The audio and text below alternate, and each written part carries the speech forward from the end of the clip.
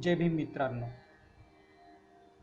शेवटचे भाषण करताना डॉक्टर बाबासाहेब आंबेडकर 25 नोव्हेंबर 1956 सारनाथ. प्रकाशकीय. बाबासाहेबांनी आपल्या उभ्या आयुष्यात अनेक भाषणे केली. सारनाथ येथील भाषण वगळता 30 पुस्तक रूपाने प्रकाशित आहेत.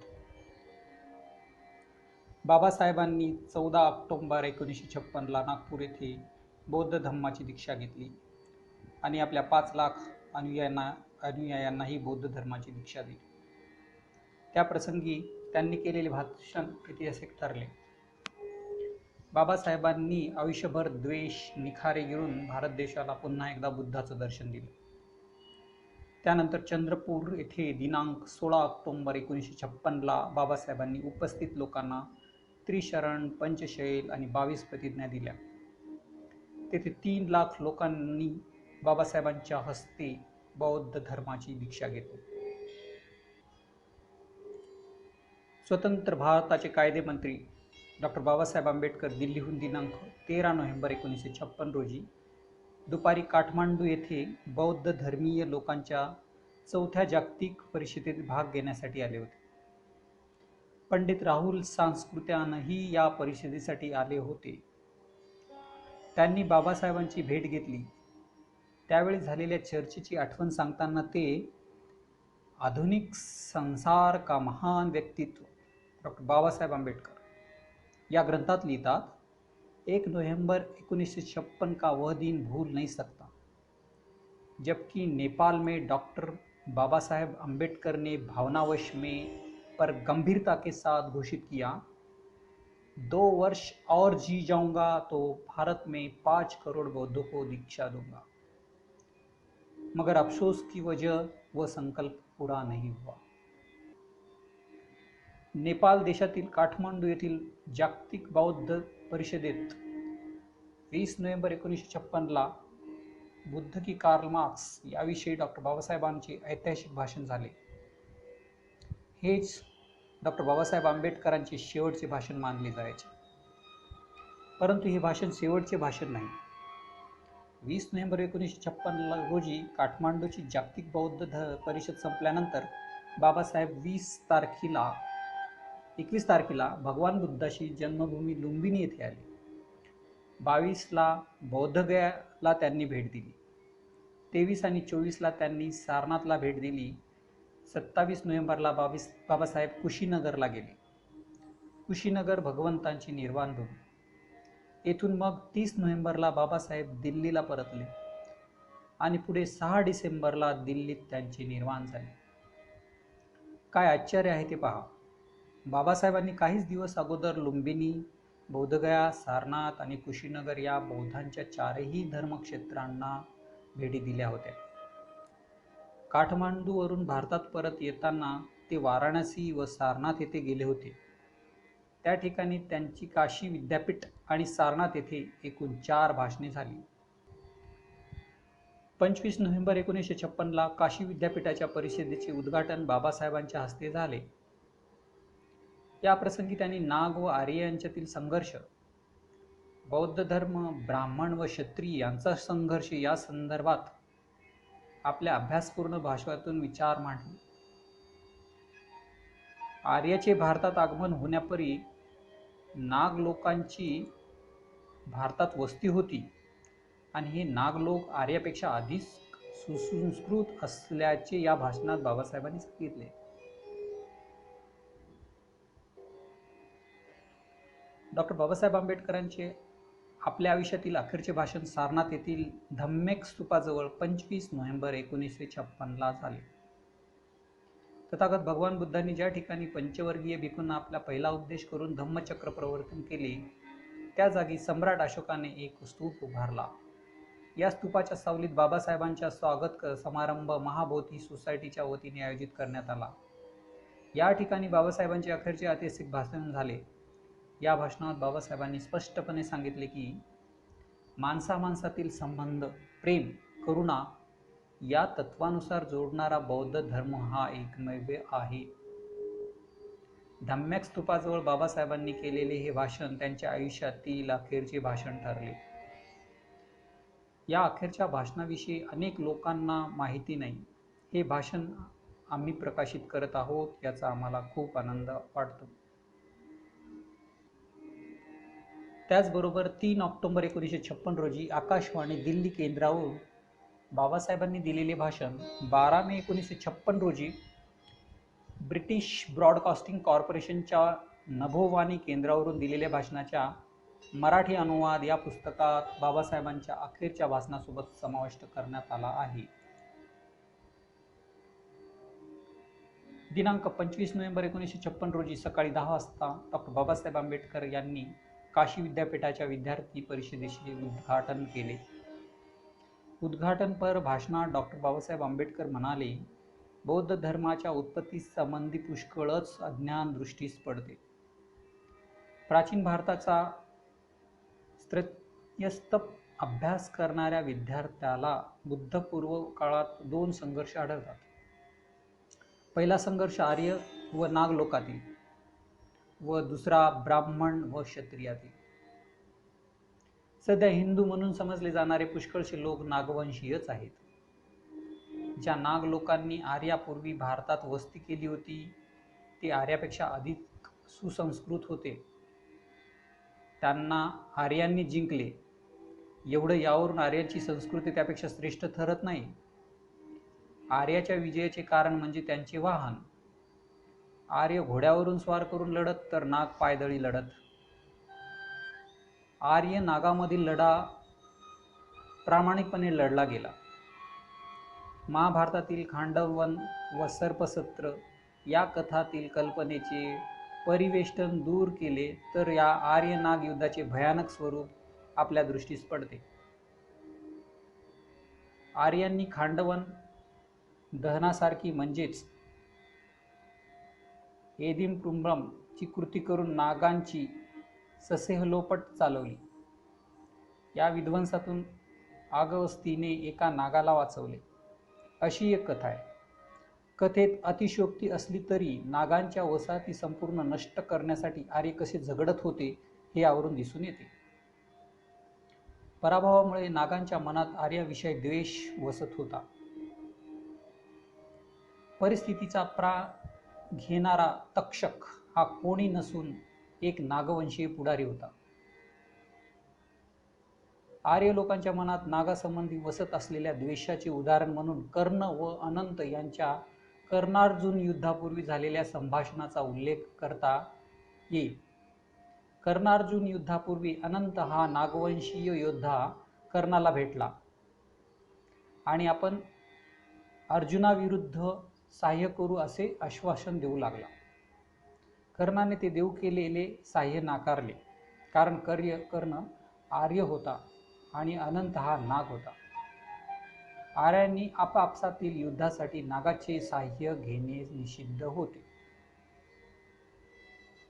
बौद्ध पूर्व काळात दुसरा संघर्ष म्हणजे ब्राह्मण क्षत्रियामधला. या लढ्याची वर्णने पुरातून पुढे आलेली आहेत. याचप्रमाणे म्हणून आपल्या स्मृतीत क्षत्रियांनी ब्राह्मणांना आदराने का वागविले पाहिजे याची कारणे देताना पूर्वकालीन ब्राह्मण क्षत्रियांच्या संग्रामाचा उल्लेख आहे. आर्य व नाग, ब्राह्मण व क्षत्रिय यांच्यातील झगडे चालू असताना ब्राह्मणांनी ऋग्वेदाचा पुरुष सूक्ताचा अंतर्भाव केला असावा. पुरुष सूक्तापूर्वी चातुर्वर्णातील चारही वर्ण एकाच समान पातळीवर होते. पुरुष सूक्ताने उच्च नीचतेचे तत्व समाजात आणले. या सुमारास भगवान बुद्धांनी भारतीय जीवनात प्रवेश केला. ज्या शाक्य कुळात गौतम बुद्धाचा जन्म झाला त्या शाक्यांचे गणराज्य लोकशाही प्रधान होते. त्या लोकशाहीच्या परंपरेत वाढलेल्या गौतमास चातुर्वर्ण अमान्य होते. सध्याच्या स्वरूपातील बौद्ध धर्म हा एक नानाविध सिद्धांताचा महासागरच झाला आहे. परंतु बौद्ध धर्माचा मध्यवर्ती सिद्धांत अथवा धम्ममत हे समतेवरच आधारलेले आहे. बौद्ध धर्माचा स्वीकार करणारे लोक बहुंशी नागवंशीय आणि चातुर्वर्णात हीन समजल्या जाणाऱ्या वर्णापैकी होते. नागांच्या युद्धाप्रती मूलनिचिंद नागाच्या कथेवरून सिद्ध होते. मुचलिंदांचे अग्निहोत्री कश्यपाशी वैर होते, परंतु कश्यपाकडे अतिथ्यासाठी आलेल्या बुद्धाचा तो सेवक बनला. बुद्ध धर्माच्या अभिवृत्तीचे कारण शूद्रांनी त्यांच्या बहुसंख्येने केलेले स्वीकार. बौद्ध वाङ्मय व विशेषतः थेर व थेरोगाता यांच्या आधारे हे सिद्ध करता येईल. बौद्ध धर्म ही हिंदू धर्माचीच एक शाखा आहे, अशा मताचा प्रचार अलीकडे फारच भोकावला आहे. वस्तुतः बुद्धप्रणीत धर्म समकालीन होता. तो वैदिक अथवा ब्राह्मणी धर्मापासून अतिशय भिन्न होता. वैदिक धर्मग्रंथांना प्रमाणे मानित, तर बुद्धांचा त्यांना विरोध होता. कलामसुतामध्ये बुद्धाने माणसाला विचार स्वातंत्र्य असले पाहिजे आणि वेदांनी माणसासाठी सदा सर्व काळ टिकणारा विचार करून ठेवला नाही असे प्रतिपादले आहे. बुद्धाच्या वेदप्रामाण्यावरील आघाताचा पुढील काळ हिंदूंच्या भगवद्गीतेसारख्या ग्रंथावरही परिणाम झाला आहे. वेदपाठकांची गीतेने एके ठिकाणी बेडक म्हणून संभावना केली आहे. बुद्धाने वेदांना वाळवंट म्हटले आहे.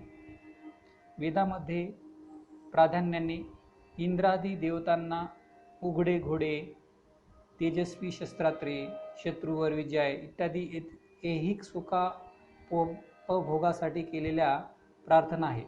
त्यात उदात्त नीतितत्वाची शिकवण नाही, म्हणून बुद्धाने त्याचा धिक्कार केला. बुद्धाच्या समकालीन धर्मावरील दुसरा आघात म्हणजे यज्ञ संस्थेवरील होय. गाय बैलाची बळी देऊन तुम्हाला कोणते उच्च श्रेय लाभणार आहे, असा त्यांच्या यज्ञिकांना प्रश्न आहे.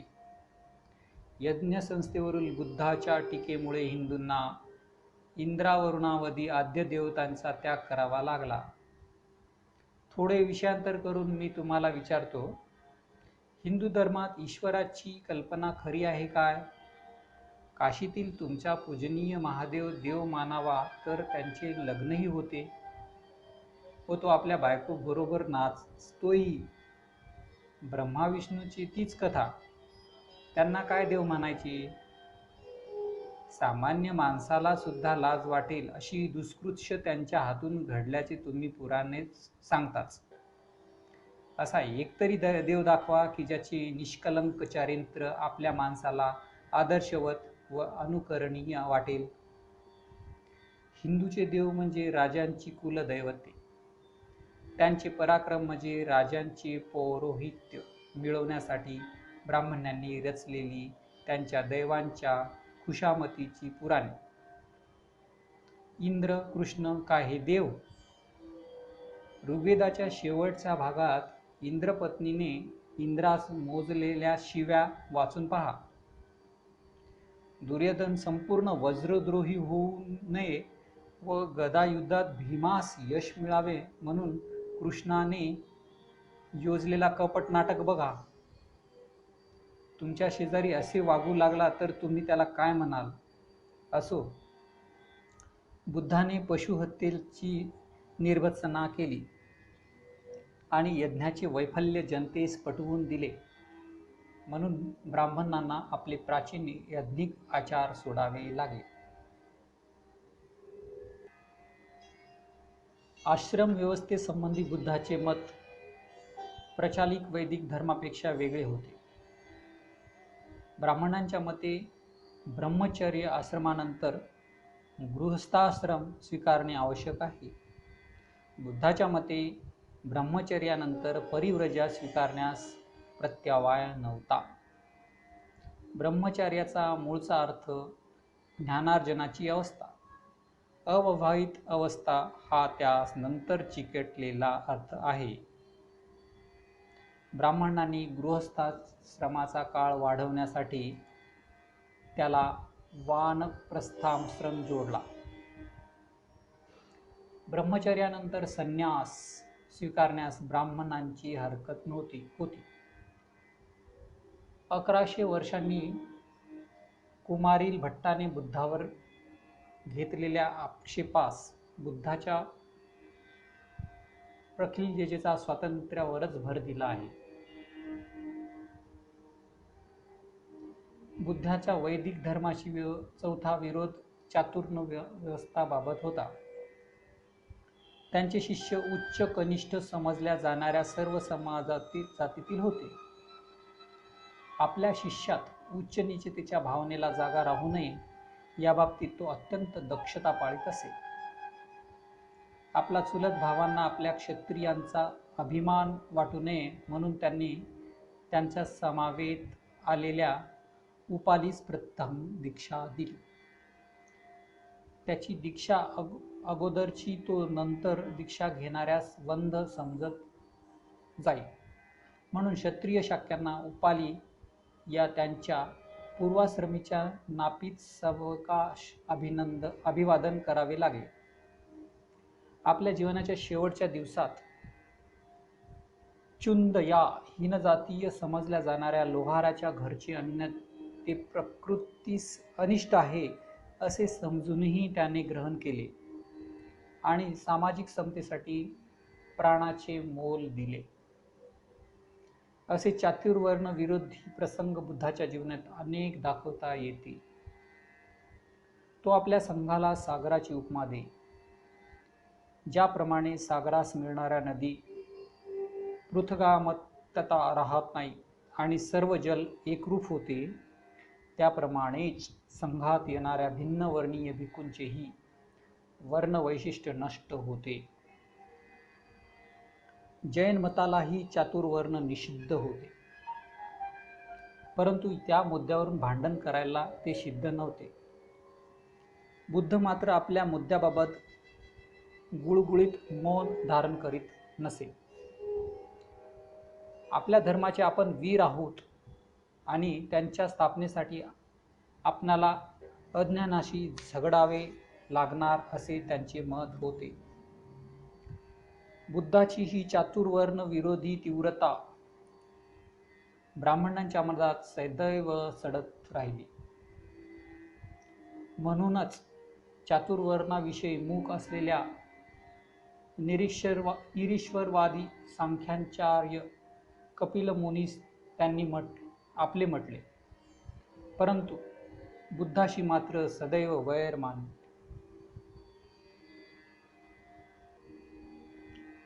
बुद्धाचा वैदिक धर्माला पाचवा विरोध देव आणि आत्मा यांच्या अस्तित्वाबाबतच होता.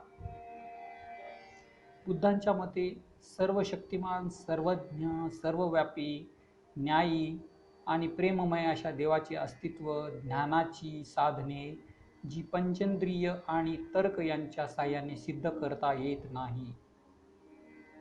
शिवाय धम्माचा उपदेश दुःख परिहार आहे. देव मानल्याने दुःख कमी होत नाही. माणसाने दुसऱ्या माणसाशी कसे वागावे म्हणजे सर्व माणसे सुखी होतील हे शिकवणे हे धर्माचे मुख्य कार्य आहे. म्हणून धम्माचा देवाशी संबंध नाही. देवाचे अस्तित्व केवळ पोकळ तर्कावर आधारलेले आहे आणि या अस्तित्वाच्या श्रद्धेतून पूजा, प्रार्थना, पुरोहित इत्यादी अष्टांग मार्गातील समाद्विताला घातक अशा खुळ्या समजुती पेव फुटते. माणसाचे परस्पर संबंध प्रज्ञा, शील, करुणा, मैत्री त्यांनी नियंत्रित होण्याऐवजी पवित्र्य, उच्च-नीचता अशासारख्या भ्रामक समजुतींनी नियंत्रण होतात. देवाच्या अस्तित्वावरील बुद्धाचे आक्षेप केवळ व्यावहारिक दृष्टीचेच होते असे नाही. प्राचीन समुत्पाद या त्यांच्या सिद्धांतात देवाच्या अस्तित्वावर सर्वसामान्य तार्किक स्वरूपाचे आक्षेप घेतलेले आहे. या सिद्धांताप्रमाणे देव आहे किंवा नाही हा मुख्य प्रश्न नाही. त्याप्रमाणे विश्व देवाने निर्मिले की नाही हाही मुख्य प्रश्न नाही. मुख्य प्रश्न असा की देवाने जग कसे निर्माण केले.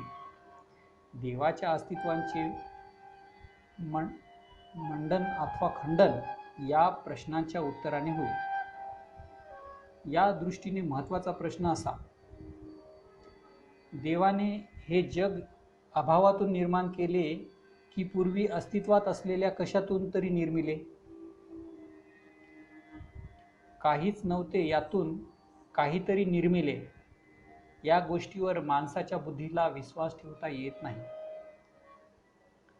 जर या तथाकथित देवाने हे जग पूर्वी काहीतरी होते त्यातून निर्मिले असेल, तर जे नवे काहीतरी त्याने निर्मिले ते आपल्या निर्मितीपूर्वीही अस्तित्वात होते असे मानावे लागते.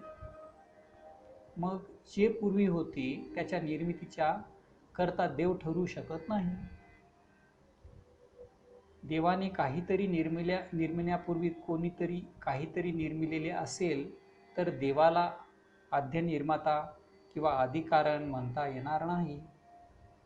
एकूण कारण अस्तित्वासंबंधीच्या विचारसरणी तर्कदृष्ट असल्यामुळे देवावरील श्रद्धा बुद्धाच्या समुत्पादन प्रधान धम्माला अमान्य आहे. वेदातील मोक्ष सिद्धांत म्हणजे आत्म्याने ब्रह्मांत विलीन होणे, यालाही तर्कदृष्ट ठरवून आणि मानवी जीवन सुखी करण्याच्या दृष्टीने निरुपयोगी म्हणून बुद्धाने विरोध केला. ब्रह्माविषयक बुद्धीची विचारसरणी त्याच्या विशिष्ट व भारद्वाज या दोन ब्राह्मणाशी झालेल्या संवादात व्यक्त झाली आहे. बुद्धाचे आत्म्याच्या अस्तित्वावरील व्यावहारिक दृष्टीचे आक्षेप त्यांच्या देवकल्पनेविरुद्ध आक्षेपांसारखे आहेत. शिवाय ते आत्म्याचे म्हणून समजले जाणारे व्यापार नामरूप या सिद्धांताच्या आधारे स्पष्ट करून दाखवतो. कायेच्या उत्पत्तीबरोबर जाणीवेचा प्रारंभ होतो. इच्छात्मक, भावनात्मक आणि विचारात्मक कार्य ही जाणीवेनेच आहेत. तेव्हा आत्मा हे वेगळे तत्व गृहीत धरण्याची आवश्यकता उरत नाही. अशा रीतीने वैदिक धर्माशी विरोध असणाऱ्या बौद्ध धर्माचा पाडाव करण्यासाठी ब्राह्मणांनी भल्या बुऱ्या सर्व प्रकारच्या साधनांचा उपयोग केला. बौद्ध धर्म ज्या गोष्टीमुळे लोकप्रिय झाला त्या गोष्टी आपल्या पूर्वापार धर्मात संमत नसल्या तरी त्यांचा त्यांनी उपयोग केला. या प्रचार पद्धतीस अनुसरूनच वेरूळच्या बौद्ध लेण्यावर त्यांनी आपली ब्राह्मणी लेणी कोरली. वस्तुतः ब्राह्मण हा गृहस्थाश्रमी, अग्निहोत्र हे त्यांचे नित्यव्रत. त्याच्या परमार्जित भिक्खूसारखे गुहेत राहण्याचे कारण नव्हते. भिक्खूंना पावसाळ्यात 3 महिने कुठेतरी निवाऱ्याच्या जागी वास करण्यास बुद्धाचा आदेश होता. त्यामुळे त्यांना लेण्याची आवश्यकता होती. गृहस्थाश्रमी ब्राह्मणाला ती तशी नव्हती. परंतु बौद्ध लेण्याकडे उपासकांचा मोठा मेळावा आकृष्ट होतो म्हणून केवळ त्यांच्या लेण्यांच्या बाजूला आपले लेणी कोरून आपल्या धर्माकडे उपासक ओढून घेण्याचा प्रयत्न त्यांनी केला. बौद्ध धर्माच्या ऱ्हासाचे मुख्य कारण म्हणजे हिंदू पंडित सांगतात त्याप्रमाणे कुमारील, शंकराचार्य इत्यादींनी बुद्धिमत्ताचा वांगयुद्धात केलेला पराभव हे नव्हे. कारण दोघांनीही बुद्धाच्या शिकवणीचे मध्यवर्तीय सिद्धांत, जे सामाजिक समता, जगातील दुःख परिहारासाठी प्रत्येक व्यक्तीचे मन परिवर्तन, नीतितत्वांची सामाजिक जीवनाशी प्रतिष्ठापना, बुद्धिवाद इत्यादी यावर या पंडितांनी मुळीच आघात केलेला नाही. या दोघाही पंडितांनंतर बौद्ध धर्म भारतातील कित्येक वर्ष समृद्ध अवस्थेत होता.